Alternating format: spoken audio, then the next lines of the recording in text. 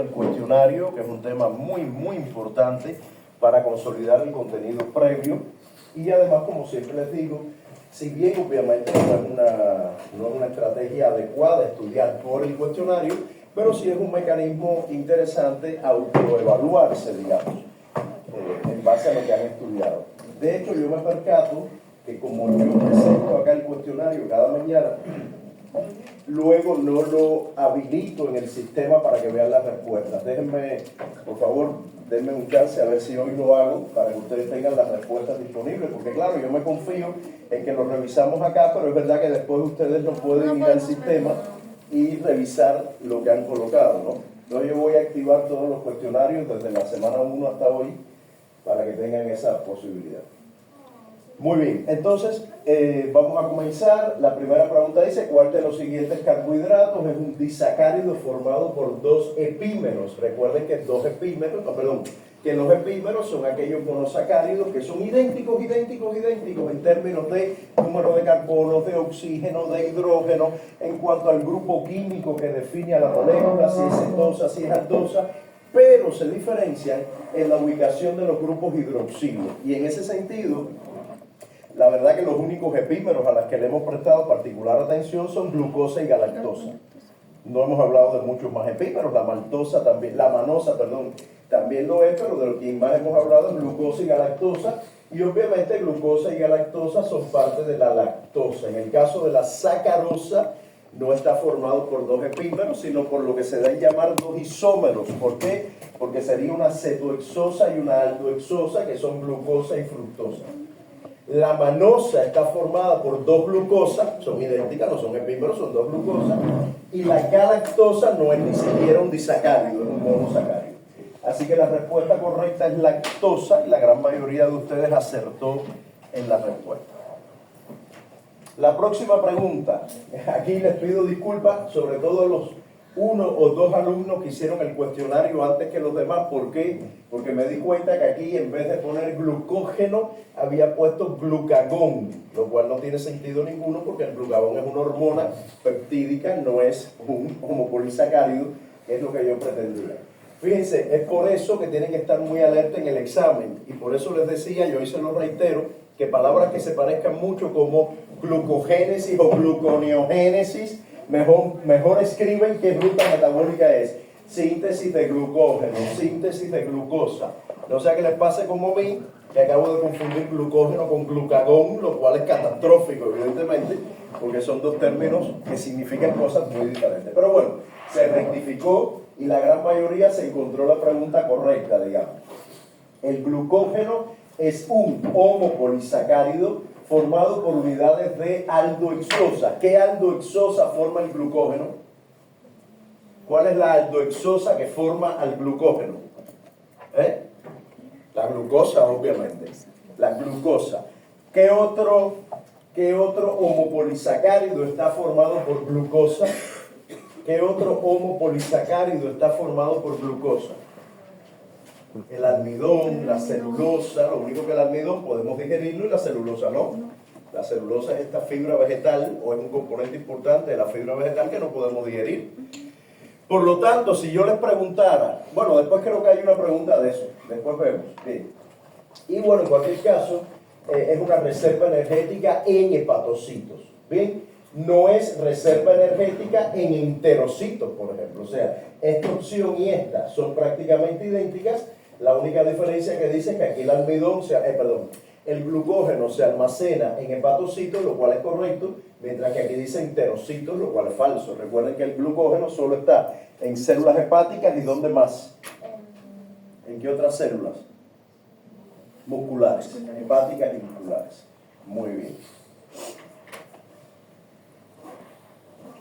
El páncreas producirá, esto es justamente la pregunta que quería comentar, o el comentario que iba a hacer pegado con esta pregunta.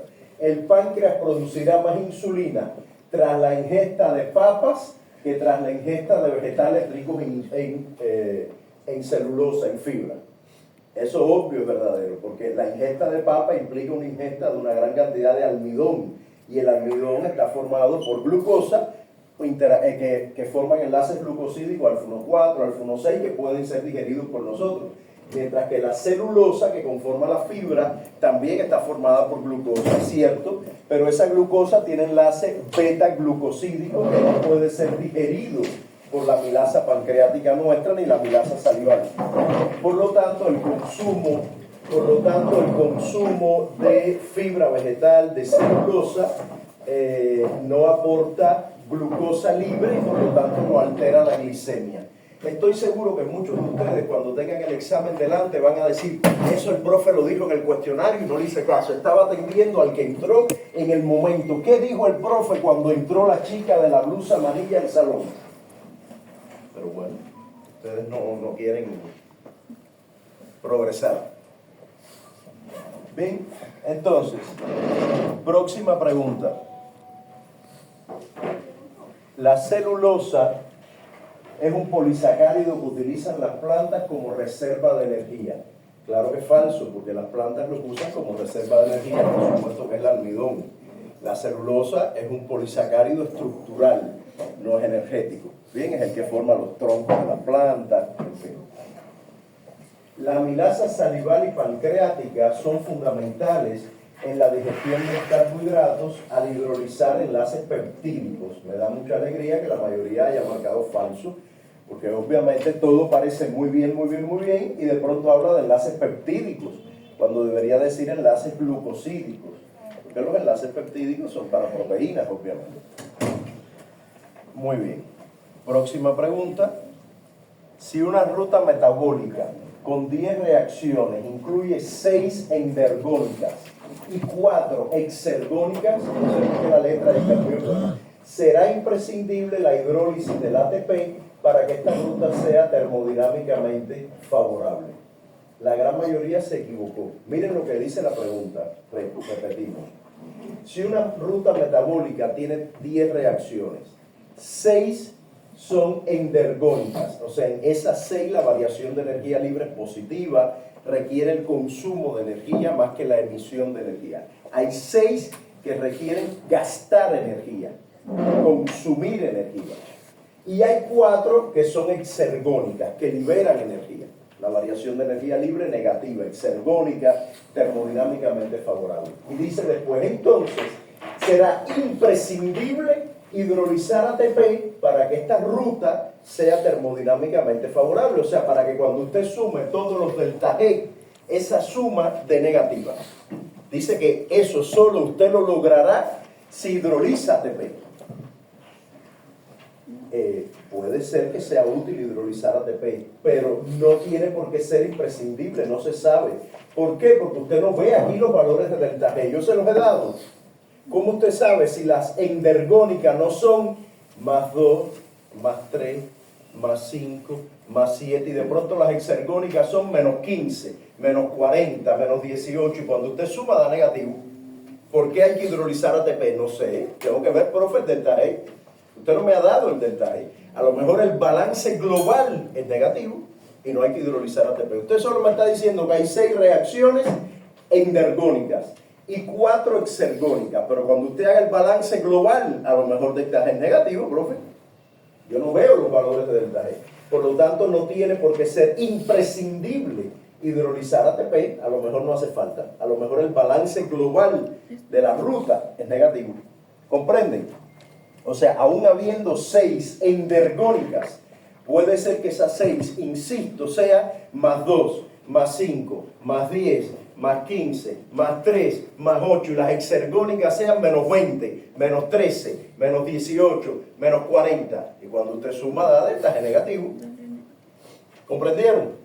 Entonces, el balance global de la variación de energía libre es la que define si la ruta, será termodinámicamente favorable o no. Y justamente eso que les acabo de decir, lo vamos a ver hoy con la glucólisis, por ejemplo. Vamos a ver la variación de energía libre en glucólisis y veremos que hay reacciones que son endergónicas, que no deberían ser termodinámicamente favorables, pero al estar integrada en una ruta metabólica con algunas exergónicas, termina habiendo un balance, un delta G negativo.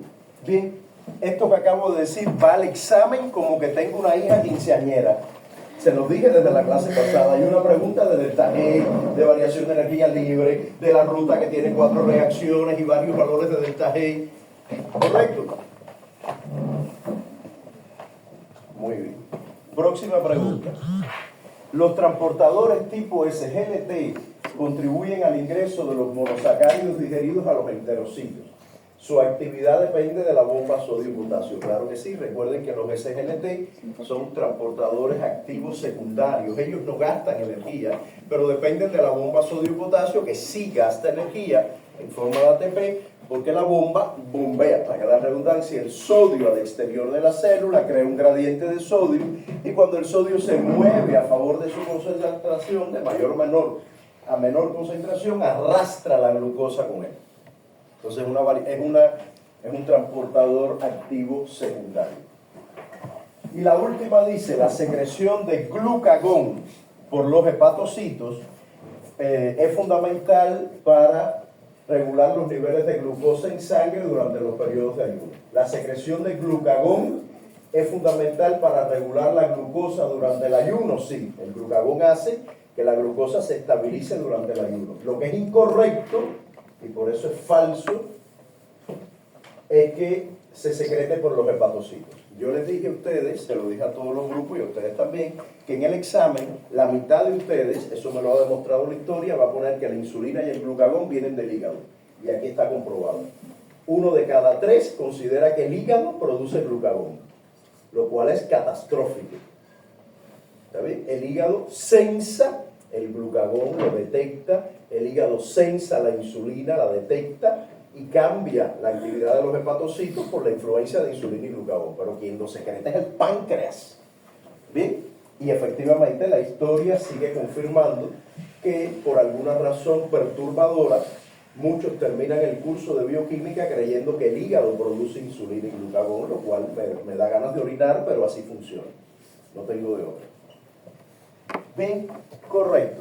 Entonces, insisto, y le pido a la delegada, por favor, que me lo recuerde por la noche, profe, acuérdese de habilitar los cuestionarios, porque les decía, como yo me confío y cada mañana reviso el cuestionario de la semana anterior, luego no lo habilito en el sistema para que ustedes puedan ir, no sé, después de estudiar, si quieren autoevaluarse, no van a poder ver el cuestionario, porque, o sea, sí lo pueden ver, pero no pueden ver la respuesta.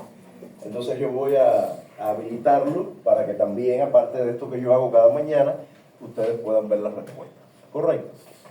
Muy bien, estimados alumnos. Entonces, con eso, con el cuestionario revisado y con esta situación que tenemos acá que no logra revertirse en la encuesta, donde 13 de ustedes han decidido, no sé si por un tema de religión, no resolver la encuesta.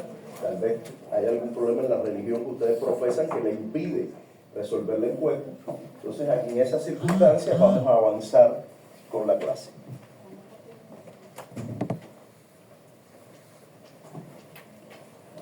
Al final, como decía, vamos a pasar la asistencia, pero necesito avanzar con la clase porque tiene bastante información. Bien, bueno, hoy vamos a estar hablando del metabolismo de la glucosa y el glucagón. El glucógeno, fíjense como sigo diciendo glucagón en vez de glucógeno. El metabolismo de la glucosa y el glucógeno, aunque bueno, hablar del metabolismo del glucógeno, obvio, también significa hablar del metabolismo de la glucosa, porque la glucosa, el glucógeno está conformado por glucosa.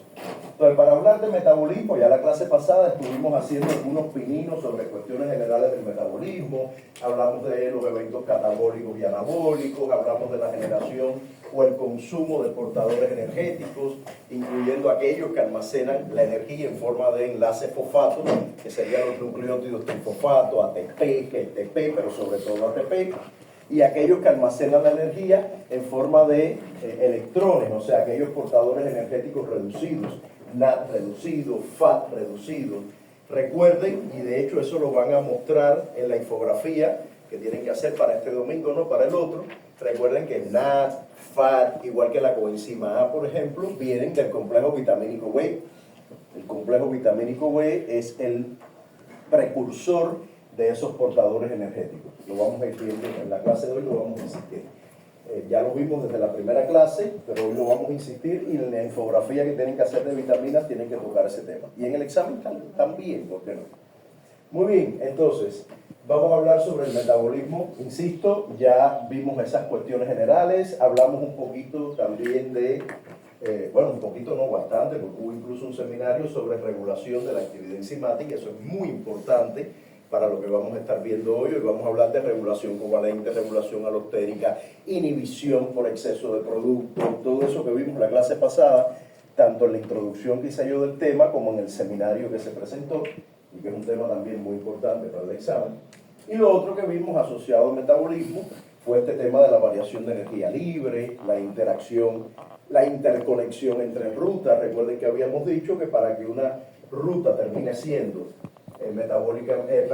termodinámicamente favorable, con esa variación de energía libre negativa, la solución evolutiva han sido dos: o hidrolizar ATP, que libera una cantidad enorme de energía, más de 40 kilojoules por mol, o integrar rutas metabólicas entre sí y reacciones metabólicas que balanceen la variación de energía libre y que terminen generando una variación global negativa para que la ruta como un todo sea exergónica. Esto que aparece acá es una representación del metabolismo celular lleno de reacciones que están muy conectadas entre sí y lleno de metabolitos unos a otros que se van interconvirtiendo. Aquí hay reacciones que son de pronto lineales, otras son reacciones que se bifurcan, otras son reacciones cíclicas, ¿verdad? Esto es un mapa del metabolismo que les permite visualizar el nivel de complejidad que tienen las reacciones metabólicas, las rutas metabólicas, ¿sí o no? Si alguno de ustedes, por ejemplo, quisiera identificar el ciclo de Krebs, ¿dónde lo ubicaría? ¿Cuál sería, por ejemplo, acá el ciclo de Krebs? ¿Cuál sería el ciclo de Krebs? Yo sé que no hemos estudiado el ciclo de Krebs, pero todo el mundo le viene a la mente que es un ciclo, ¿no? Por lo tanto, yo supongo que piensan en el ciclo de Krebs como algo que está por acá. Además, el ciclo de Krebs tiene una ubicación muy central en el metabolismo energético, y siempre que alguien pinta un mapa metabólico, ubica el ciclo de Krebs en el centro del mapa metabólico. Bien, entonces así luce el metabolismo, no solo el metabolismo energético, sino en general las rutas metabólicas que suceden en las diferentes células. De estas rutas no las vamos a estudiar todas, obviamente, y hoy particularmente vamos a estudiar solo 4. ¿Está bien? Listo. Por supuesto, cada una de las transiciones entre cada uno de los metabolitos es el resultado de la actividad de una determinada enzima que tiene procesos regulatorios que actúan sobre ella, ya bien sea covalentes, alostéricos. Hay eventos de inhibición por exceso de sustrato, se regula los niveles de expresión de la enzima, como ubiquitinándola y destruyéndola o induciendo la expresión genética y haciendo que haya más concentración de enzimas. Ya todos esos factores contribuyen a regular la actividad enzimática y a regular la velocidad de cada una de las reacciones que se muestran en este mapa metabólico. ¿Están de acuerdo conmigo? ¿Ya? En lo único que no estamos de acuerdo es que esto no es un mapa de metabolismo. Esas son las rutas de metro de la ciudad de Londres. O sea, el metro de Londres es algo así como lo que están viendo, una densa red de rutas, de líneas, de paradas, de estaciones, una densa red. Algunas de ellas son cíclicas. Circle Line, por ejemplo, es una ruta cíclica que trabaja en el centro de Londres, y el resto de las líneas del metro se expande por debajo de la ciudad. En Londres, cuando usted va a dar una dirección, igual que aquí te dicen referencia y usted pone Colegio Casuarinas o Plaza Bea Benavides, no sé qué, en Londres usted dice estación de metro tal. O sea, todo el mundo le pregunta cuál es la estación de metro más cercana a su vivienda, y la gente se mueve muchísimo en este sistema de transporte público, como mismo lo hacen buses, que también es una densa red de transporte que corre sobre la ciudad. En este caso, esto es casi todo bajo la ciudad. La primera estación del metro de Londres se inauguró en la calle Baker Street, todavía existe esa estación, obviamente, se inauguró en 1868. en el año en que los cubanos nos lanzamos a la manigua para luchar contra los españoles, desnudo y con un machete en la mano, los londinenses andaban bajo la tierra viajando por la ciudad de Londres. Tenemos 200 años de distancia. Así es la vida, no nos queda de otra.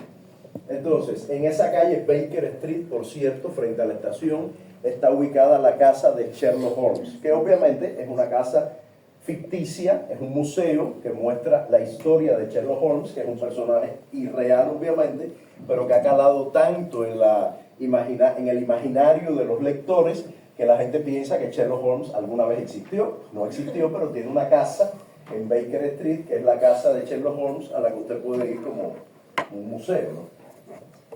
Entonces, lo que realmente representa un mapa metabólico que no difiere mucho de lo que vimos anteriormente es esto que aparece acá. Y efectivamente el ciclo de Krebs tiene una posición central por el rol tan importante que juega en el metabolismo energético fundamentalmente. Por aquí está el ciclo de la urea, por ejemplo.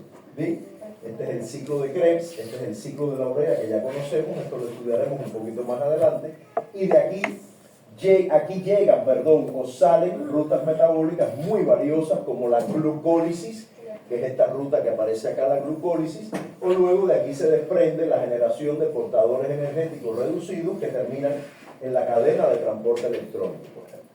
En este curso vamos a completar todos los eventos que contribuyen a la respiración celular, glucólisis, ciclo de Krebs, cadena de transporte electrónico, pero no lo vamos a hacer hoy. Hoy solo vamos a focalizar la atención en los eventos asociados a la glucólisis, a la gluconeogénesis, que es la síntesis de glucosa, y a la síntesis y degradación de glucógeno. Correcto. Pero evidentemente hay un vínculo sumamente estrecho entre esto y esto. Muy bien, entonces hoy vamos a estar hablando, como ya mencioné, de glucólisis y gluconeogénesis. Vamos a hablar de qué le pasa al piruvato cuando se obtiene por la ruta glucolítica, o sea, cuál es su destino en caso de que haya o no disponibilidad de oxígeno en la célula, ya lo veremos. Vamos a hablar entonces de glucógeno, estructura, función, ya realmente esta parte la abordamos en otras clases, y más que nada vamos a hablar de las etapas por las que transcurre la síntesis de glucógeno, glucogénesis y el catabolismo del glucógeno, la degradación, la liberación de glucosa, que es la glucogenolisis. Lisis implica destruir, génesis implica armar. Cada vez que ustedes vean el término génesis es que se sintetiza algo, lisis es que se destruye algo. Entonces eso también nos puede ayudar a comprender cuál término va con qué fenómeno metabólico. Y en este caso vamos a ver la regulación del metabolismo, la regulación de los eventos asociados a síntesis y degradación de glucosa en general. Vamos a hablar de regulación de todo el metabolismo de la glucosa. Bueno, ustedes van a, después de esta clase, describir cada etapa de la glucólisis, los productos que se generan, cómo se regula, cuál es el destino del piruvato en condiciones de hipoxia y normoxia, los mecanismos que hay detrás de la regulación de la enzima piruvato deshidrogenasa. Vamos a prestar mucha atención en esta clase y en el examen a la descarboxilación oxidativa del piruvato para producir acetil-CoA, que es un fenómeno mediado por la piruvato deshidrogenasa. Vamos a conocer las etapas del metabolismo del glucógeno, cómo se regula, y esto último que aparece acá, más que un tema concreto, es una especie de espíritu que va a estar revoloteando por la clase durante todo el tiempo que estemos hablando, y es cuál es el destino de los carbonos de la glucosa en base a la célula que se trate, a la necesidad que tenga el organismo. No es lo mismo alguien que esté en ayuno que alguien que esté haciendo ejercicio, alguien que sea diabético, no es lo mismo la necesidad de glucosa para un hepatocito que para una célula muscular, ni para un adipocito, aunque aquí no vamos a hablar de adipocito, porque eso nos conecta con el metabolismo de lípidos y todavía no es tiempo de eso. Pero la diferencia entre músculo y hígado sí la vamos a resaltar. Muy bien, estoy hablando así de manera, todavía estoy introduciendo la clase. Cuando empiece a hablar de lo importante así, vamos más suave, pero necesito avanzar para que lo más valioso transcurra de manera suave. Listo, esta imagen ya yo se la presenté en la clase pasada, la traigo acá, porque esta imagen resume súper, ultra, mega bien todo lo que vamos a estudiar de metabolismo en este curso. Incluso metabolismo asociado a lípidos, ¿bien? Pero en esta clase, por supuesto, no vamos a revisar todo esto, ni mucho menos. Solo vamos a concentrar la atención en estas 4 reacciones, en estos 4 procesos, estas 4 rutas que significan glucólisis, gluconeogénesis, glucogénesis, síntesis de glucógeno, y glucogenolisis. ¿Está bien? Y también vamos a hacer mención a qué le sucede al piruvato en condiciones de hipoxia, generando lactato, o en condiciones de normoxia, produciendo acetilcoa. O sea, vamos a ver esto y estos 2 eventos de aquí. Correcto. Ese va a ser el contenido de la clase de hoy. Puro metabolismo energético, puro metabolismo de glucosa. Antes de comenzar, y una vez presentado cuál va a ser el foco de atención de la clase, quiero recordar 2 tipos de reacciones que son fundamentales, que vamos a estar viendo una y otra vez en la clase de hoy y en otras clases, y que me interesa consolidar con ustedes. Una ya la vimos, bueno, las 2 las hemos visto, pero una la vimos con más fuerza, digamos, cuando estudiamos enzimas, que es el fenómeno de fosforilación por acción de quinasas.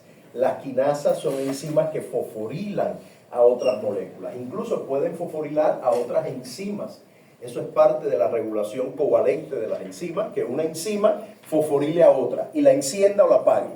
Pero también las quinasas pueden fosforilar a azúcares, por ejemplo, y hoy vamos a estudiar una quinasa que ya yo les he mencionado muchas veces y que fosforila glucosa, que es la exoquinasa, por ejemplo. O sea, recuerden siempre que el acto de fosforilar es mediado por quinasas. Las quinasas fosforilan utilizando ATP como donor de fosfato. También están las fosforilasas, que son enzimas que también fosforilan, pero en vez de usar ATP, utilizan fósforo inorgánico como fuente de fósforo del grupo fosfato. Las vamos a ver hoy, vamos a ver un ejemplo de la fosforilasa y muchos ejemplos de quinasas. Y también recordar que el acto de retirar fosfato es fosfatar. Usted retira fosfato cuando usted fosfata.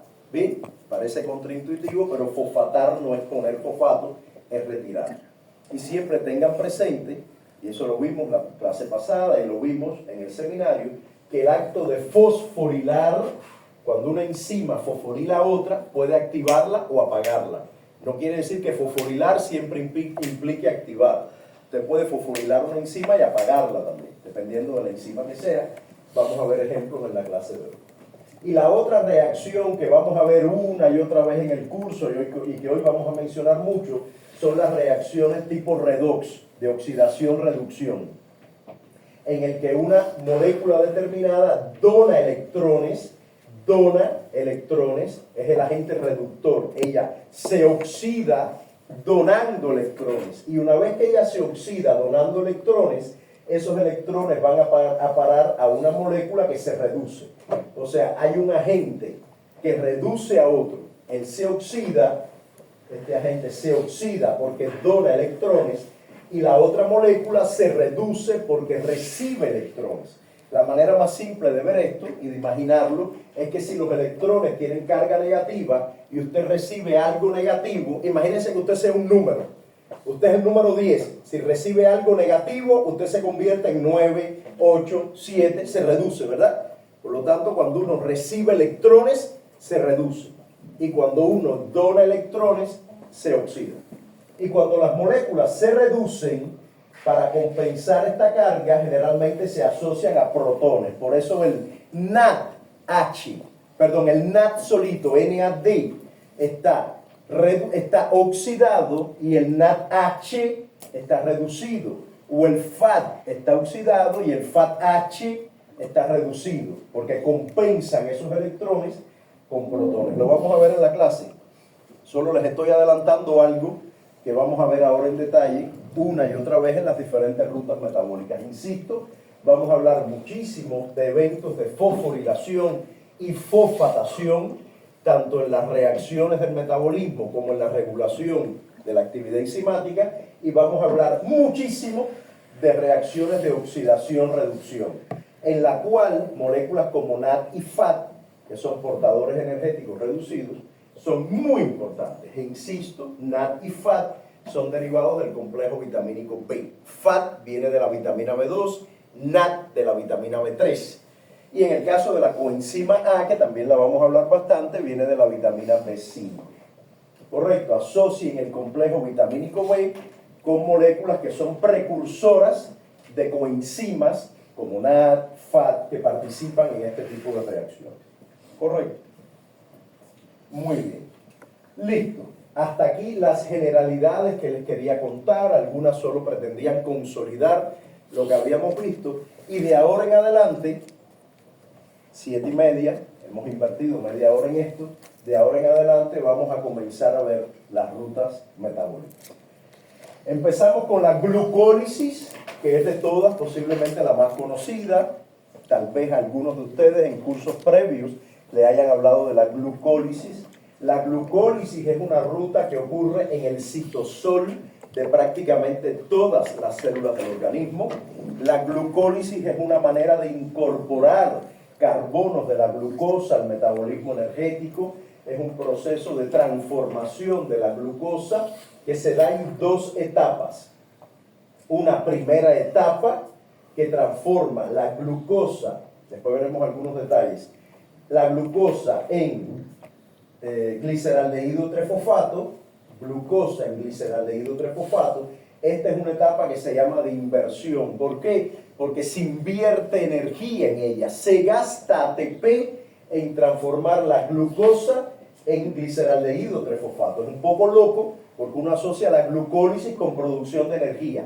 Bueno, para que ocurra esa producción de energía, primero tiene que gastarse energía en forma de ATP. Se gastan 2 ATPs en la transformación de glucosa en gliceraldehído trifosfato. Esos 2 ATP se gastan fosforilando la glucosa. Cuando la glucosa ingresa a la célula, esa glucosa es fosforilada por la exoquinasa y retiene a la glucosa dentro de la célula.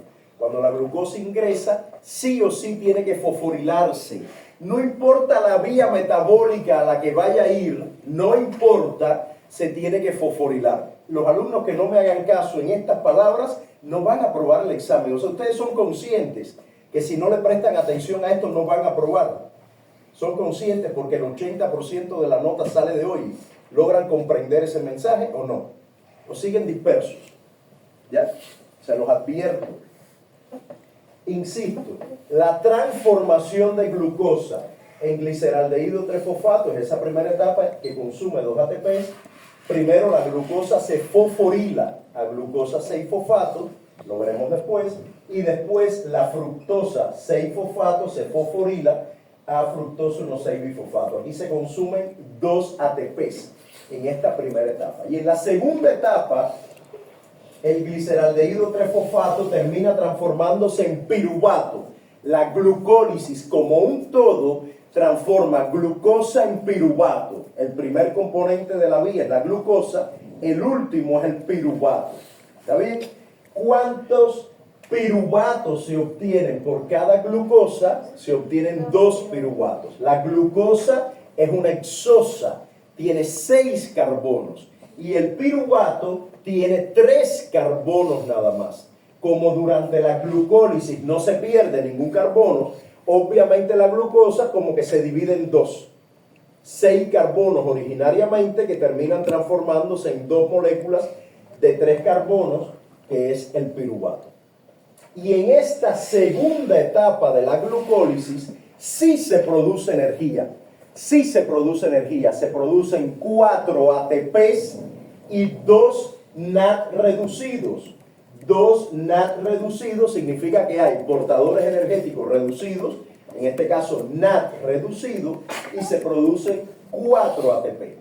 Pero ¿qué pasa? Como se gastaron originariamente 2 ATPs, el balance energético global de la glucólisis son 2 ATPs y 2 NAD reducidos.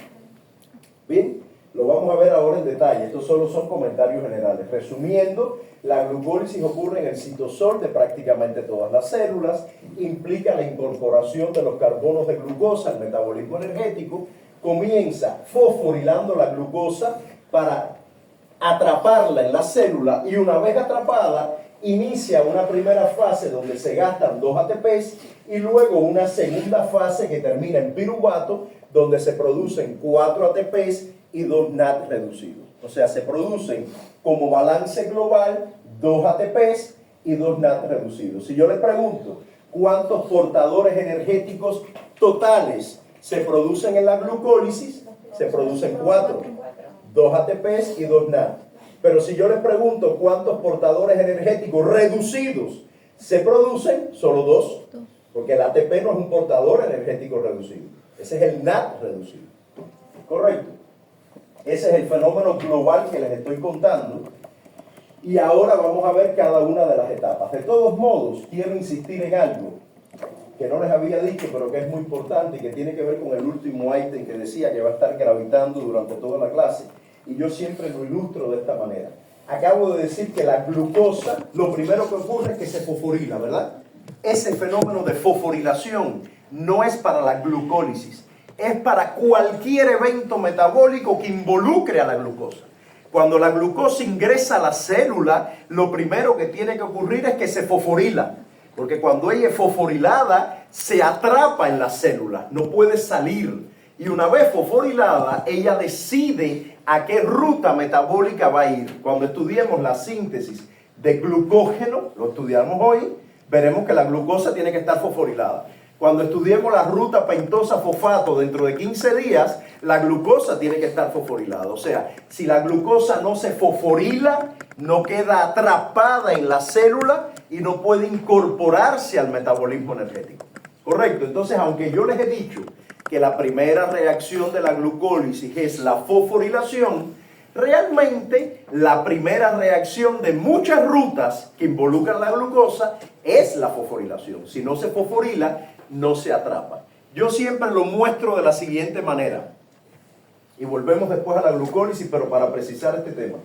Lo muestro de la siguiente manera. Imagínense que la persona consume un dulce rico en sacarosa y lactosa. Ahí va mucha glucosa, porque la sacarosa tiene glucosa, la lactosa tiene glucosa, empieza la digestión en la boca, amilasa salival, continúa la digestión en el intestino delgado, amilasa pancreática, la glucosa llega a la sangre a través de los SGLT, los GLUTs, y una vez en la sangre, el páncreas se alarma, produce insulina, los GLUTs se expresan en la membrana celular y la glucosa ingresa a la célula. Ya la glucosa ingresó, que es esa glucosa que va a entrar a la glucólisis, ya ingresó. Cuando ella ingresa a la célula, es como un adolescente que no sabe qué diablos va a estudiar. Está en la secundaria, lleno de granos, y no sabe cuál es su futuro. La glucosa ingresa a la célula, no sabe si ingresó a un hepatocito, a un miocito, a un adipocito. Eso depende también, eso marca el futuro de la célula. Depende de la universidad a la que ingrese, eso marca su futuro. Ella ingresa a una célula y lo primero que hace, o que le hacen, es que la fosforilan. Ella ingresa así, ¿qué será? ¿Qué haré? ¿Qué haré? ¿Qué haré? ¿Qué haré? Y viene una enzima y le hace fuacatán y le pone un fosfato en la espalda. Esa enzima, que es la exoquinasa, que la fosforila, retiene al adolescente en la célula, ya no puede salir, esa glucosa no puede salir. Y atrapada en la célula se va a glucólisis, síntesis de glucógeno, ruta pentosa fosfato, síntesis de no sé qué. Ella lo que está atrapada, o sea, una vez atrapada en la célula, gracias a la fosforilación de la exoquinasa, ella tiene que decidir por dónde va. ¿Y cómo lo decide? Depende de la célula y depende de la necesidad energética de la célula. Una de esas vías a la cual la glucosa puede acceder, y regresamos entonces, es la glucólisis. O sea, comprendan entonces que este evento de fosforilación que está acá ocurre para atrapar la glucosa en la célula y para que la glucosa se incorpore al metabolismo energético. Y una de esas incorporaciones es la glucólisis, que puede ocurrir, insisto, en cualquier célula que necesite energía. Correcto. Entonces vamos a ver ahora, ya habiendo descrito la glucólisis y habiendo representado para ustedes lo que significa esa glucosa atrapada en la célula, vamos a describir entonces en detalle, no se tienen que saber el nombre de las enzimas, ni tan así, solo las cosas más generales, vamos a describir en detalle cómo ocurre cada fase de la glucólisis. La primera fase, la primera etapa, que es esa etapa de inversión, es cuando se gastan 2 moléculas de ATP. ¿Cuándo se gastan? ¿Dónde? ¿En qué momento? Primero, cuando la glucosa, cuando ese adolescente lleno de granos es fosforilado. La exoquinasa fosforila la glucosa y transforma la glucosa en glucosa 6-fosfato. Tiene un fosfato en el carbono 6. Ya usted tiene la glucosa atrapada en la célula gracias a la exoquinasa. La glucosa está fosforilada, atrapada en la célula. De ahí la glucosa se transforma en fructosa 6-fosfato. Hay una isomerización porque de pronto pasa de ser una aldohexosa a una cetohexosa. O sea, la glucosa se transforma en fructosa durante la glucólisis. ¿Bien? De esta enzima no vamos a hablar mucho, pero sí vamos a hablar de la que viene detrás. Porque la fructosa, esa fructosa que tiene un solo fosfato, luego vuelve a ser fosforilada y ahí se gasta el segundo ATP. Y la fosforilación ocurre por una enzima que se llama fosfofructoquinasa 1. Fosfofructoquinasa 1, o sea, fosforila a la fructosa 1-fosfato. 6-fosfato. Y la convierte en fructosa 1,6-bifosfato. O sea, ahora es una fructosa con 2 fosfatos. Bien, esta enzima es muy valiosa porque la regulación de la glucólisis depende mucho de la fosfofructoquinasa 1. Luego hay una enzima que es la aldolasa que parte a esa fructosa en 2. Recuerden que habíamos dicho que la glucosa tiene 6 carbonos, la fructosa también, obvio, y al final el piruvato solo tiene 3. ¿Cómo pasamos de 6 a 3? Pues hay que tomar la hexosa y partirla a la mitad. ¿Quién la parte en 2? La aldolasa, y forma entonces gliceraldehído 3-fosfato y dihidroxiacetona, que luego se isomerizan, y aquí lo importante es que se forma gliceraldehído 3-fosfato. Primera etapa de la glucólisis, de glucosa a gliceraldehído 3-fosfato, y se gastan 2 ATPs. Nunca les voy a preguntar qué hace la aldolasa, qué función tiene la glucosa 6-fosfato isomerasa, nunca. Ni qué molécula es transformada por la fructosa, no sé qué diablo, nunca. Pero sí les voy a preguntar posiblemente si la glucólisis está activa. ¿Estará activa la fosfofructoquinasa 1? Bueno, obvio. A ver, si la persona está haciendo ejercicio y necesita energía y la glucólisis está activa, obvio que la fosfofructoquinasa 1 tiene que estar activa. Porque es una enzima clave en la fase inicial de la glucólisis, de hecho en toda la glucólisis. Si la persona consume un postre, ¿estará activa la exoquinasa? Obvio, porque la glucosa va a entrar a las células y va a haber que atraparla en las células. Para lo que sea, para la glucólisis o para lo que sea, pero habrá que atraparla. Por lo tanto, la exoquinasa va a estar activa cuando usted come. A no ser que usted sea diabético y la glucosa no ingrese a la célula. Pero si usted es un tipo sano, lo primero que va a ocurrir es que la exoquinasa se va a activar para poder atrapar la glucosa. ¿Bien? Listo. Esta es la primera fase. Segunda fase. No falta nada. Miren la variación de energía libre en cada reacción. Ustedes se dan cuenta que hay 1, 2, 3, 4 y 5. De las 5 reacciones, 3 son endergónicas. No son termodinámicamente favorables. Justo lo que decía el cuestionario. El cuestionario decía, si de 10 reacciones, 6 no son termodinámicamente favorables, ¿hará falta ATP? No sé. Miren, aquí por ejemplo, estas 3 no son favorables termodinámicamente, pero estas 2 sí lo son y mucho, menos 16 y menos 18. Y estas 2 reacciones aseguran que el balance sea negativo, que sea favorable termodinámicamente este proceso. ¿Está bien? Esto es muy importante. Y lo otro importante es lo siguiente. Imagínense que esto, en vez de ser reacciones metabólicas o reacciones químicas, sea un tren. Imagínense que sea un tren con vagones. Si usted quiere, escúcheme, que el tren se detenga, ¿usted detendrá un vagón o usted detendrá la locomotora? Obvio, la locomotora. Desde el punto de vista termodinámico, estas son las locomotoras, estas 2 enzimas. ¿Por qué? Porque ellas son las que catalizan reacciones exergónicas muy favorables que arrastran la ruta. Por lo tanto, si usted quiere regular la velocidad de este proceso, usted enciende o apaga estas enzimas. Y eso es justamente lo que veremos dentro de un rato. La regulación de la glucólisis depende de encender o apagar estas dos enzimas, que son las locomotoras energéticas de esta fase de la glucólisis. Bien, continuamos a la etapa 2. Ya esto empezó a dar pateo. Etapa 2, en la cual el gliceraldehído 3-fosfato se transforma en piruvato.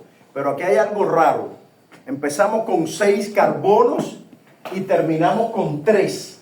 ¿Dónde están los otros 3? Porque empezamos con 6 y ahora de pronto hay 3 carbonos. ¿Dónde están los otros 3? En el otro piruvato. ¿Eh? En el otro piruvato. ¿Cómo?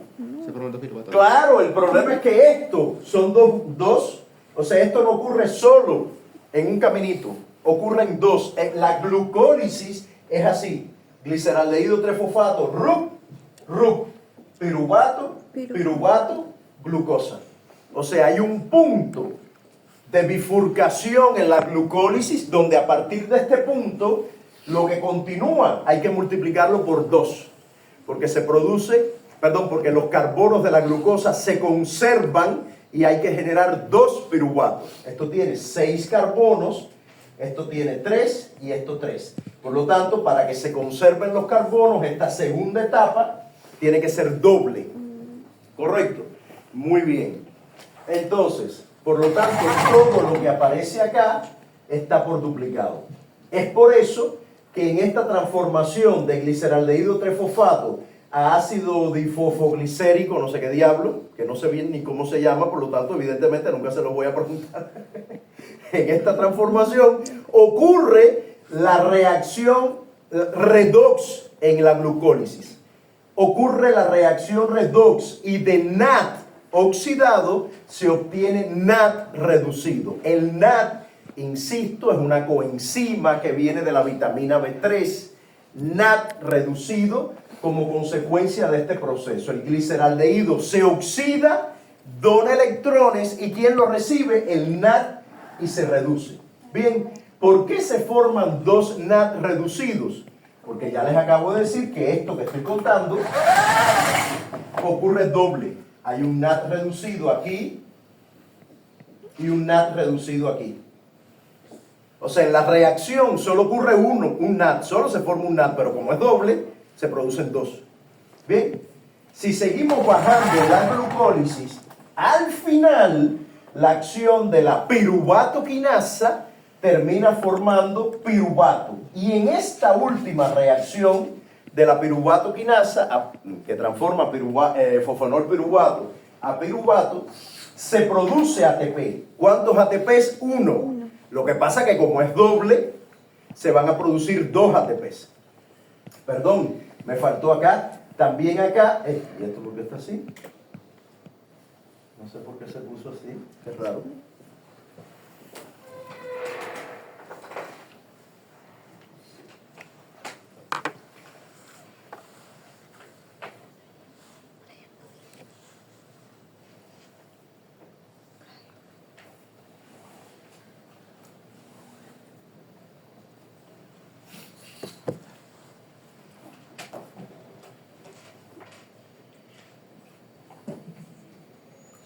Bueno, a lo que iba es que aquí también se producen 2 ATPs. 2 aquí y 2 aquí. Realmente es 1, pero como es doble, se calculan 2. Por lo tanto, ¿cuántos ATPs globales totales se producen en esta segunda fase? 2. ¿Cuántos totales se producen? 4. 4. Lo que pasa es que en la primera etapa se gastaron 2. Por eso el balance de la glucólisis solo son 2 ATPs. O sea, en esta segunda fase es cuando se producen los portadores energéticos, tanto los reducidos, se producen 2 NAD reducidos, como los que almacenan la energía, los que portan la energía en forma de grupo fosfato, que es el ATP, que se producen 4. Pero como se gastaron 2, el balance 4 menos 2, obvio, 2 nada más. En esta reacción o en esta etapa, el balance energético está asegurado por la piruvato quinasa. Fíjense que esto es negativo, perdón, positivo, positivo, positivo. Hay 2 enzimas negativas nada más con delta G negativo. La fosfoglicerato quinasa y la piruvato quinasa. Pero por alguna razón que solo Dios y Darwin saben, en esta segunda etapa la enzima reguladora no es la fosfoglicerato quinasa. A pesar de que es locomotora energética también. Solo es la piruvato quinasa, que claro, tiene una variación de energía libre brutal de menos 31. Es una locomotora súper poderosa. ¿Bien? Entonces, las 3 enzimas claves para regular la velocidad de la glucólisis son exoquinasa, fosfofructoquinasa 1 y piruvato quinasa. Si usted quiere que la glucólisis vaya rápido, usted activa esas 3 enzimas. Si usted quiere que la glucólisis vaya lento, usted apaga esas 3 enzimas. ¿En qué condiciones usted puede querer que haya mucha glucólisis? ¿Cuando necesita energía o cuando no necesita energía? Cuando necesita energía. Cuando hay poco ATP y mucho ADP.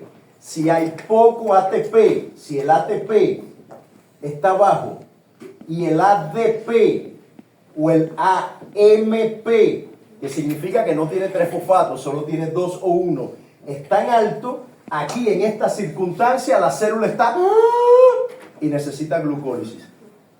Bien, por lo tanto, esta molécula obviamente inhibe la glucólisis. El ATP inhibe la glucólisis. Es un modulador alostérico negativo, apaga la glucólisis, porque no hace falta glucólisis cuando hay mucho ATP. Por lo tanto, el ATP inhibe la glucólisis. Y el ADP y el AMP activan la glucólisis, porque si usted no tiene energía, la célula va a intentar buscar energía y la glucólisis es una primera vía para lograrlo. Bien, se produce muy poca energía porque solo se producen 2 NAT reducidos y 2 ATPs, pero algo es algo. Y sobre todo, la glucólisis le da entrada a los carbonos de la glucosa al metabolismo energético. Esto no es solo para tener energía, es para tener glucosa en la célula para generar otros fenómenos de la fisiología que necesita la célula para poder estar viva, dividirse, cumplir su función. Correcto, entonces, resumiendo todo esto, en esta tablita ustedes van a poder ver cada una de las enzimas que participan en la glucólisis. Son 10 reacciones, la reacción que cataliza, exactamente la ruta, la transformación que cataliza cada enzima y la variación de energía libre. Esa variación de energía libre, no está por acá el cálculo, pero si ustedes calculan la variación de energía libre aquí, aquí está, la variación de energía libre global es menos 35. O sea, si usted suma todos estos valores, va a terminar obteniendo menos 35. Por lo tanto, la glucólisis es una ruta termodinámicamente favorable, ¿sí o no? Sí. Sí lo es. Aunque sus reacciones incluyan algunas endergónicas que no son favorables, la ruta como un todo sí lo es. Cuando usted hace el balance global, la ruta como un todo es una ruta exergónica termodinámicamente favorable. E insisto, eso está sobre todo asegurado por la actividad de exoquinasa, fosfofructoquinasa 1 y piruvato quinasa. Por eso esas 3 enzimas son las locomotoras de la glucólisis.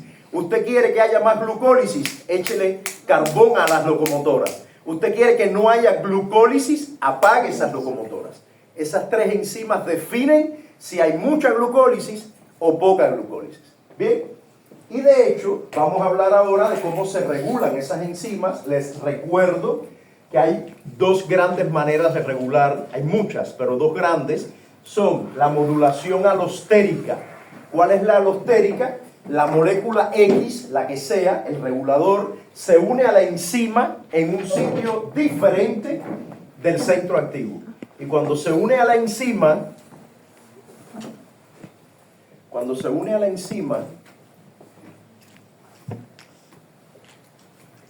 Voy a dar la clase como ustedes merecen la clase. Cuando se une la enzima, bueno, en un caso la activa y en otro la inhibe. Luego también están los mecanismos covalentes. Los mecanismos covalentes son muchos, incluyendo la fosforilación. Cuando fosforila puede activarse o no, y cuando fosfata puede activarse o no, dependiendo de cuál sea. Entonces, en esas tres enzimas que hemos hablado, que son las locomotoras, hay mecanismos alostéricos, moléculas que se unen a la enzima y la activan, y mecanismos covalentes, moléculas que se unen a la enzima y la activan o la apagan. En el alostérico también, se unen, la activan o la apagan. En el covalente se unen, la activan o la apagan, dependiendo de cuál es la enzima y dependiendo de cuál es su función. Bien, pero tengan en mente que siempre puede haber regulación alostérica y covalente. De hecho, el ATP es un modulador alostérico negativo. Si hay mucho ATP, se apaga la enzima, porque la glucólisis no hace falta si hay mucho ATP. Mientras que ADP y AMP son moduladores alostéricos positivos. Si hay mucho ADP y AMP, las enzimas de la glucólisis se van a activar. O sea, el carbón para esas locomotoras son estas dos moléculas, porque significa que la célula está muriéndose. Mientras que esto es un freno para la glucólisis, es un modulador alostérico negativo, frena la glucólisis. ¿Está bien? Frena la glucólisis. Vamos a ver cómo ocurre la regulación. En el caso de la glucosa, de la exoquinasa. La exoquinasa ya vimos que fosforila la glucosa para atraparla en la célula. La fosforila y la atrapa. Entonces la exoquinasa transforma la glucosa en glucosa 6-fosfato. ¿De qué manera se regula la exoquinasa? La primera vía de regular es cuando se acumula glucosa 6-fosfato. Es el cuento del caramelo que ya les hice. Si usted fabrica caramelo y usted no vende caramelos, usted para la fábrica de caramelos. Entonces, si la exoquinasa fosforila glucosa, se forma glucosa 6-fosfato, y la glucosa 6-fosfato no se usa, pues la exoquinasa se apaga. ¿Para qué voy a seguir formando glucosa 6-fosfato? Hay una inhibición por acumulación de producto. El producto de la enzima la bloquea. Si yo fabrico caramelos y no vendo caramelos, yo me apago la fábrica. Eso hace la exoquinasa. Eso es un mecanismo de regulación por acumulación de producto. Otro mecanismo de regulación para esta enzima es hormonal. ¿Qué significa hormonal? Imagínense que ustedes están comiendo un postre, llega la glucosa a la sangre, la insulina es producida por el páncreas y la insulina le dice a la célula: sobreexpresa GLUTs en la membrana para entrar toda esa glucosa. Pero la insulina tiene una responsabilidad que va más allá.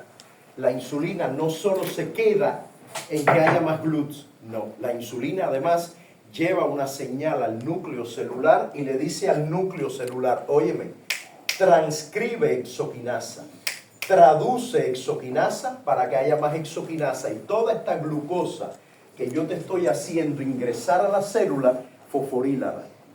O sea, hay una regulación hormonal en la cual la insulina hace que haya más exoquinasa, que se transcriba y se traduzca el gen de la exoquinasa para que haya más enzima y se pueda fosforilar más glucosa. ¿Correcto?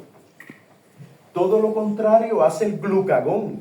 Recuerden que la insulina lo que quiere es guarda glucosa, guarda glucosa, guarda glucosa. Y para guardar, como las ardillitas, la glucosa tiene que estar fosforilada.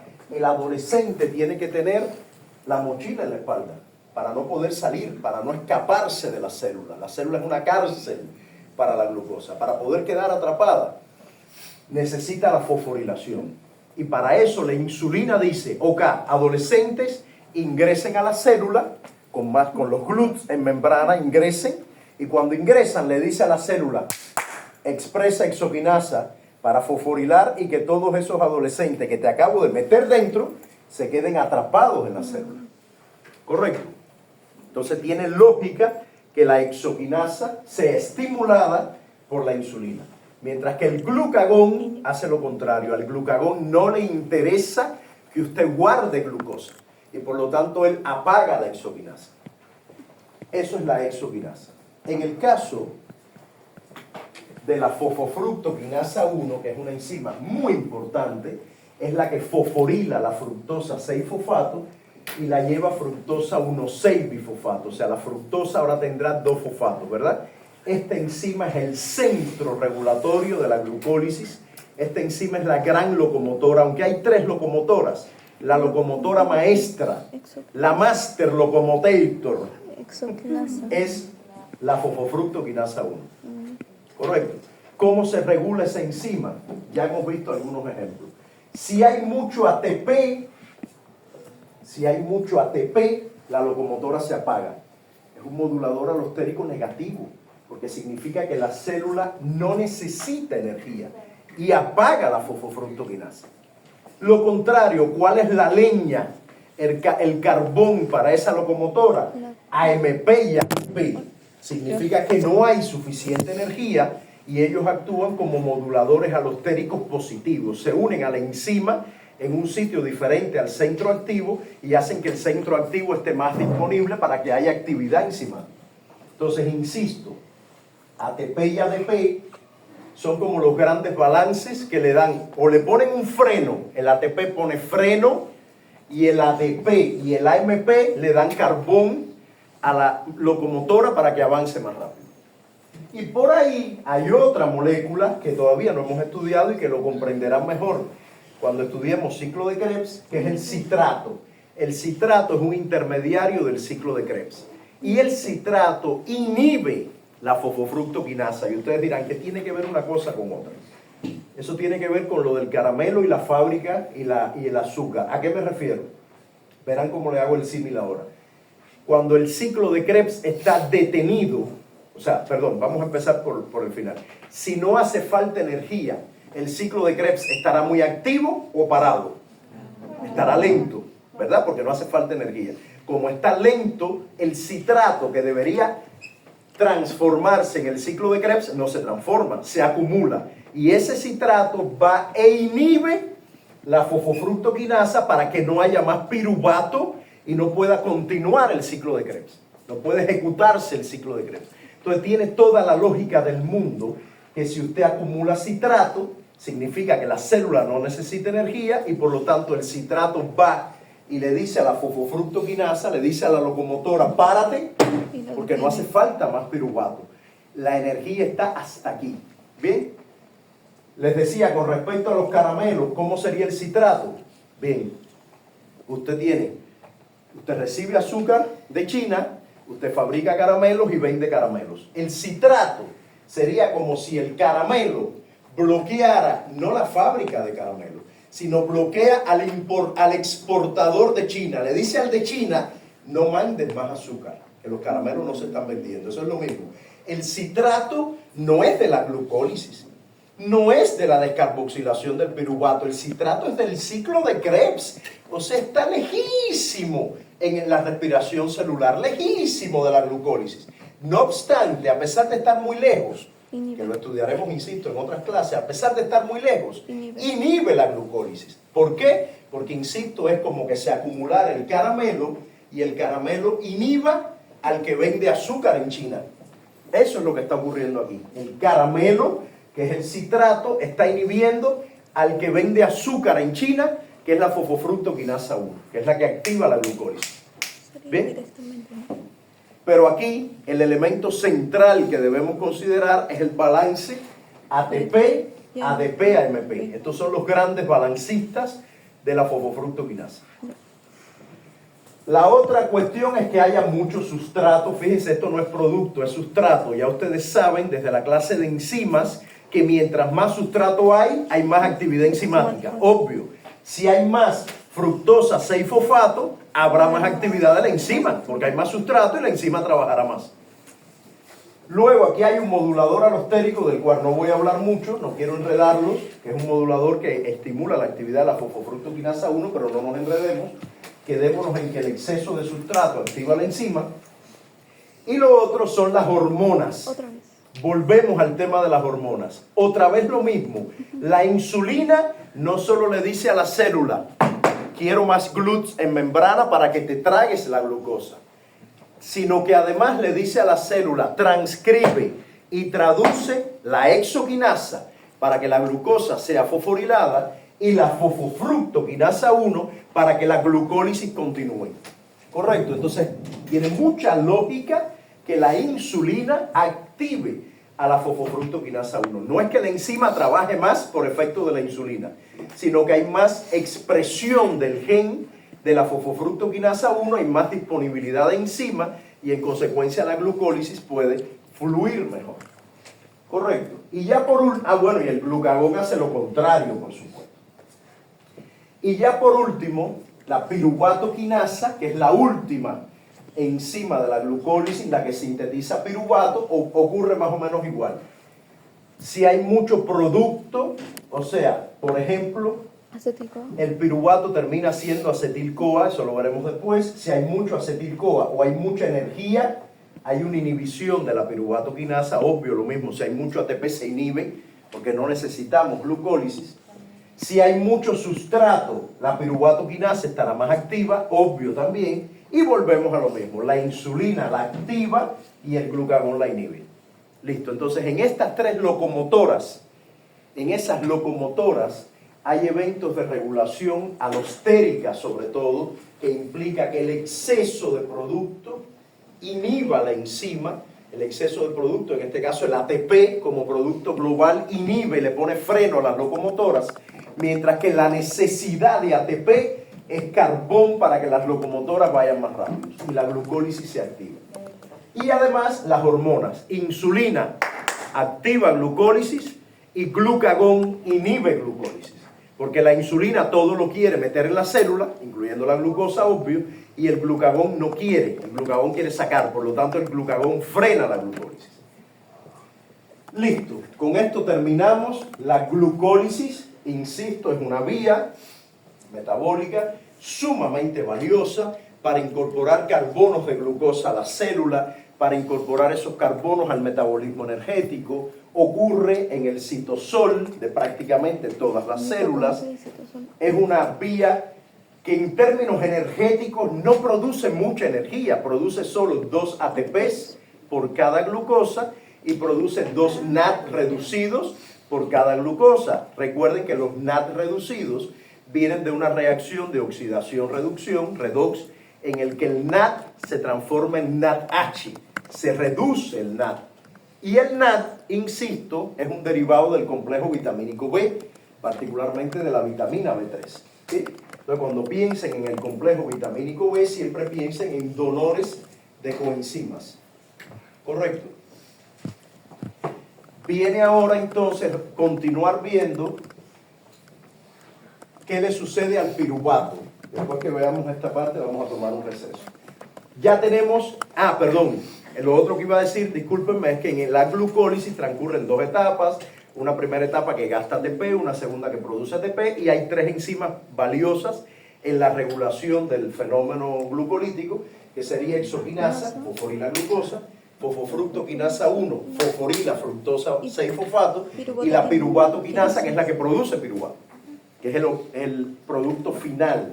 Por cada glucosa hay 2 piruvatos.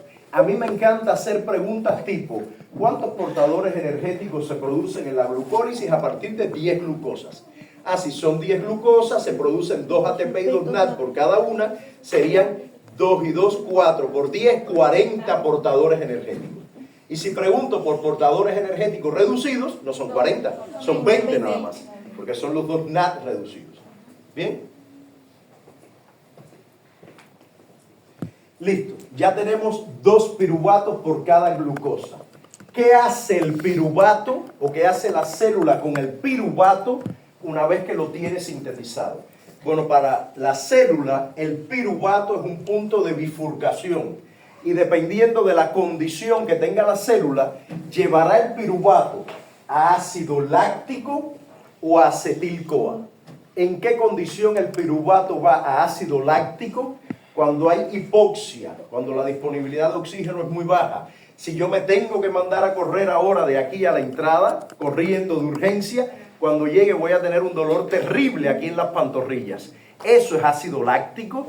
que las células musculares han tenido que producir, porque yo las estoy obligando a la contracción, ellas van a hacer glucólisis de manera acelerada, no hay suficiente disponibilidad de oxígeno en las células, porque no es un ejercicio aeróbico, y eso lleva a que el piruvato termine formando ácido láctico, y me da dolor aquí. Bien, es un proceso fermentativo poco eficiente, donde la glucosa termina en ácido láctico. Este no es el proceso ideal para tener energía. Pero el proceso ideal para tener energía y continuar con la respiración celular es que el piruvato ingrese a la matriz mitocondrial y se convierta en acetil-CoA. Ahí sí la cosa se pone buena, porque el acetil-CoA es la puerta del ciclo de Krebs. Hoy no vamos a ingresar al ciclo de Krebs, nos quedamos en el acetil-CoA. Entonces el piruvato, cuando hay disponibilidad de oxígeno adecuada, ingresa a la matriz mitocondrial y dentro de la matriz mitocondrial se transforma en acetil-CoA. Y para transformarlo en acetil-CoA dentro de la matriz mitocondrial hay un complejo proteico enzimático que se llama piruvato deshidrogenasa. La piruvato deshidrogenasa es un complejo que está formado por tres enzimas. Tres enzimas conforman la piruvato deshidrogenasa y transforman el piruvato en acetil-CoA. Este proceso genera un acetil-CoA por cada piruvato. Eso también me gusta muchísimo. De cada 10 glucosas, ¿cuánto acetil-CoA se forma? De cada 10 glucosas, ¿cuántos piruvatos? De cada 10 glucosas, 20 piruvatos. Y de cada piruvato, un acetil-CoA. De 20 piruvatos, 20 acetil-CoA. Por lo tanto, de 10 glucosas, habrán 20 acetil-CoA. ¿Correcto?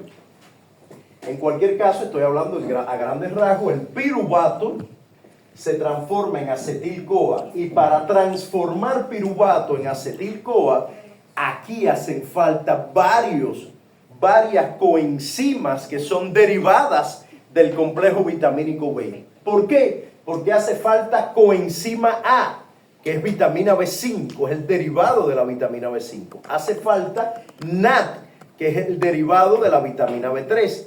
Hace falta FAT, que es el derivado de la vitamina B2. Hace falta TPP, derivado de la vitamina B1, y ya el ácido pantoténico, que es la vitamina B5. O sea, para que esto ocurra, yo les confieso que nunca he entendido muy bien a Dios y a Darwin con esto.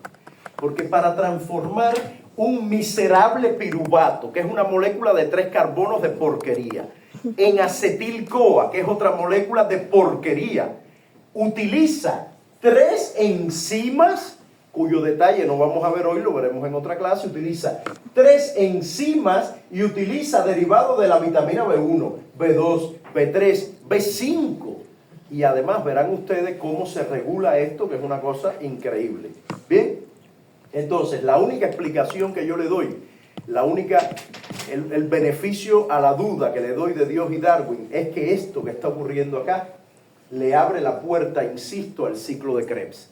Y el ciclo de Krebs es como esos monstruos, dragones que están dormidos en una cueva, que usted no quiere molestar, usted solo quiere activar el ciclo de Krebs cuando haga falta, porque el ciclo de Krebs es el rey del metabolismo energético y usted le tiene pánico, usted lo quiere tener ahí cuidadito. Entonces Dios y Darwin dijeron, miren, para activar el ciclo de Krebs vamos primero a regular esto súper, ultra, mega bien, vamos a hacer esto lo más complicado posible. ¿Para qué? Para que el ciclo de Krebs solo se active cuando haga falta, cuando este acetil-CoA necesite ingresar al ciclo de Krebs. Entonces digo yo que armaron esto súper complicado para hacer algo tan simple como llevar piruvato a acetil-CoA.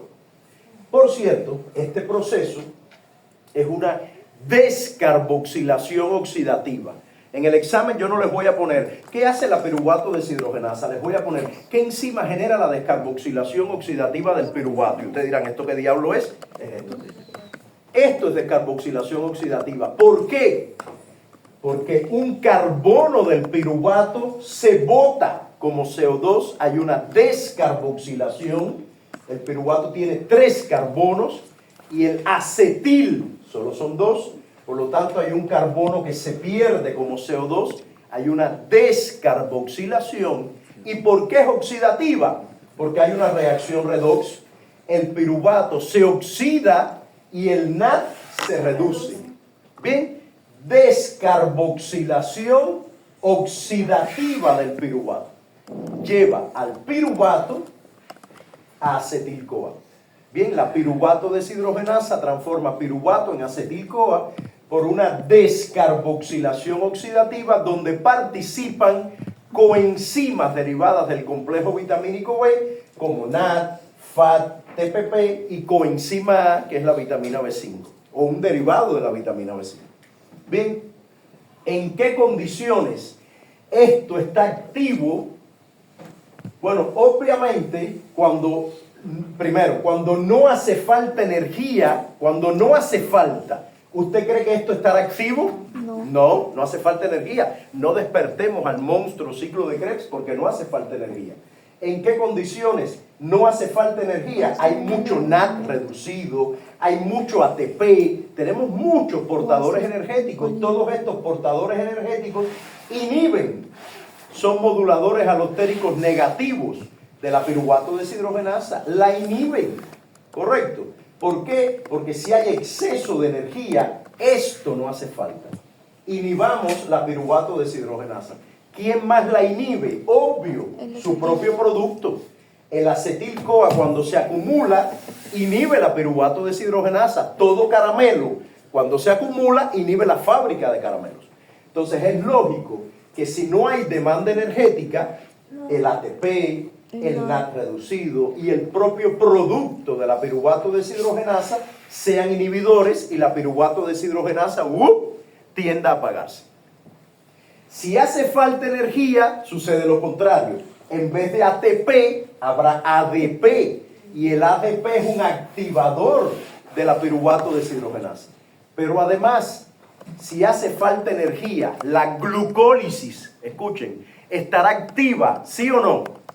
Y si hace falta energía, ¿habrá glucólisis? Sí.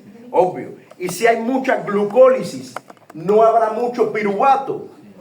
Obvio. Y el piruvato es el sustrato de la enzima. Si hay mucho sustrato, hay mucha actividad enzimática. Entonces, la piruvato deshidrogenasa empieza a funcionar porque hay mucha glucólisis y porque hay muy poca energía. Estos son activadores. El piruvato es un activador porque es su sustrato y activa la enzima. Y el ADP es un modulador alostérico positivo, es el carbón para que la piruvato deshidrogenasa se active. Entonces, cuando hay poca energía, obvio, la piruvato deshidrogenasa va a estar muy activa para producir acetil-CoA, que luego va al ciclo de Krebs, que es un tema que no hemos visto ahora, que es esto acá, ciclo de Krebs. Lo veremos más adelante. Y para colmo, ya con esto y la diapo que viene después, o las dos diapos que vienen después, termino esta parte, que es muy importante, y vamos a tomar un receso. Para colmo, toda esta regulación que yo he hablado ahora es regulación alostérica. Es más ATP, más ADP, más sustrato. Bueno, el sustrato no es alostérico, el sustrato es activación por sustrato, pero el ATP y el ADP son moduladores alostéricos. El ATP es un modulador alostérico negativo, apaga. El ADP, modulador alostérico positivo, enciende la enzima. Pero no basta con eso. Dios y Darwin no se conformaron con eso. Ellos dijeron, para esta enzima tan importante, vamos a sumar una regulación covalente. Entonces, la piruvato deshidrogenasa, cuando se fosforila, se apaga. Y cuando se fosfata, se enciende. Hay una piruvato deshidrogenasa quinasa, o sea, hay una enzima cuya función es fosforilar a la piruvato deshidrogenasa y apagarla.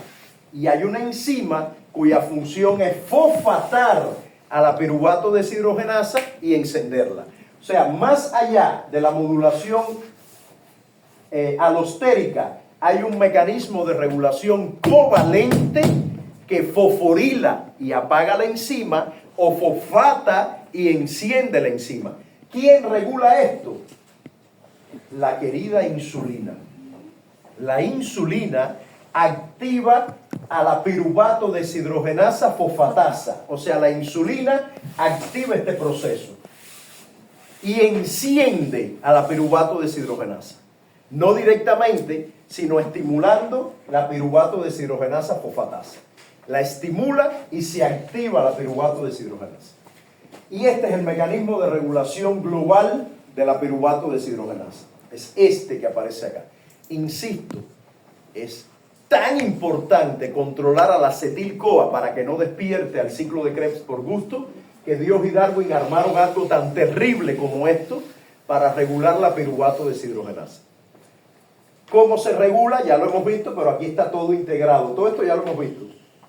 Primero, si hay mucho NAD reducido, o sea, portador energético reducido, si hay mucho ATP, habrá que apagar la enzima, porque no hace falta la enzima.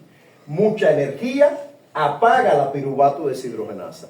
Mucho producto, apaga la piruvato deshidrogenasa. Y esto lo vimos. La energía en exceso y el producto de la enzima apagan a la enzima. Ya se apagó la enzima. Listo. Pero ¿de qué otra manera la podemos controlar? La podemos fosforilar y apagarla, o la podemos fosfatar y encenderla. ¿Quién ayuda a que se fosfate y se encienda? La insulina. Cuando hay insulina, la insulina le dice a la exoquinasa, actívate, a la fosfofructoquinasa le dice actívate, a la piruvatoquinasa le dice actívate, y a la piruvato deshidrogenasa le dice actívate. La insulina es un activador de la piruvato deshidrogenasa. Por lo tanto, en el examen, si yo pongo ¿qué hormona activa la piruvato deshidrogenasa? Insulina, obviamente. No directo, ella no va directo a la hormona, a la enzima, no. Ella activa a una fosfatasa que activa entonces a la piruvato deshidrogenasa. No es una acción directa, sino a través de la fosfatasa. Por cierto, miren qué interesante, estos dos iones también activan a la fosfatasa y por lo tanto activan a la piruvato deshidrogenasa. Magnesio y calcio. ¿Por qué el magnesio y calcio activarán la piruvato deshidrogenasa? ¿Dónde habrá mucho magnesio y calcio disponible? ¿Para qué fenómeno? Para la contracción muscular. Habrá mucho magnesio y calcio. Y esa contracción que necesita energía. Por lo tanto es lógico que el magnesio y el calcio activen la piruvato deshidrogenasa fosfatasa para que la piruvato deshidrogenasa transforme piruvato en acetil-CoA y haya producción de energía. ¿Correcto? Bien. Todo lo contrario es el caso de la quinasa, que la va a apagar. ¿Quién activa la quinasa? Pues el NAD. Cuando hay poca energía, perdón, estos son inhibidores. Cuando hay poca energía, se inhibe la quinasa y se mantiene activa la enzima. Fíjense qué loco. El NAD y el ADP no van directo aquí.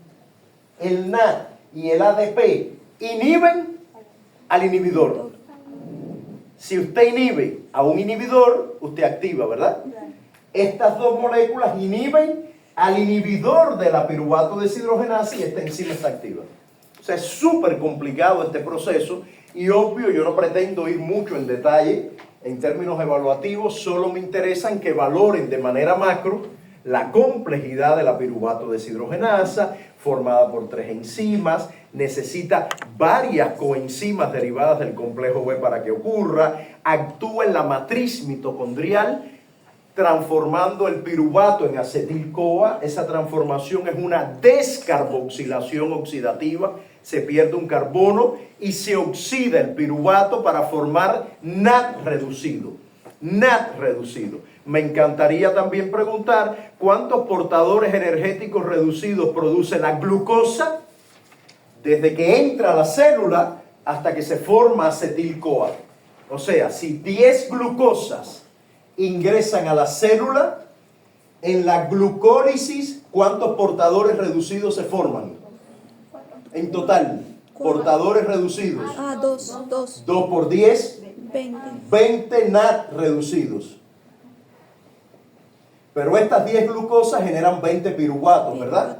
Y cuando el piruvato se transforma en acetil-CoA, De 20 piruvatos, ¿cuántos acetil-CoA hay? 20. 20. ¿Y cuántos NAT reducidos aparecen?